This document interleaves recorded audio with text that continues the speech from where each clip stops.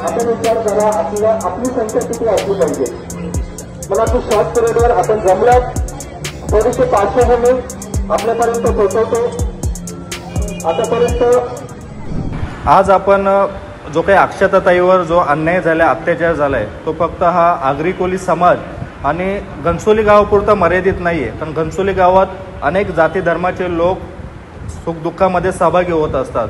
हाच संदेश घेऊन आम्ही अक्षताताईला न्याय देण्यासाठी आज समस्त घनसोली नागरिक मोठ्या ताकदीने, खास करून महिलांचं कौतुक करेल की त्यांनी अगदी शॉर्ट पिरियडवर आम्हाला साथ दिली आणि घनसोली गाव आगासकर कुटुंबीय आणि अक्षताताईला न्याय देण्यासाठी अगदी सक्षम रीतीने त्यांच्यासोबत उभा आहे।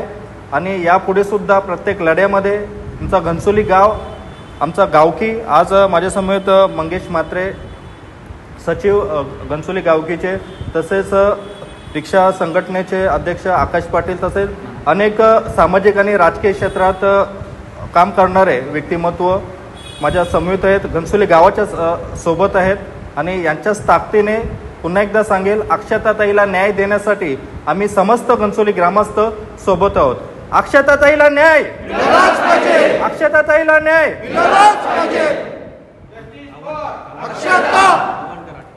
तसेच येत्या 28 तारखेला सुद्धा आजच्याच ताकदीने आमचा घनसोली गाव, कोपरखैनी ग्रामस्थ, आगासकर कुटुंबीय आणि नवी मुंबई नव्हे तर आगरी कोळी समाज आणि मानवतेच्या दृष्टीने आम्ही सोबत आहोत, हा संदेश पुन्हा एकदा देतोय।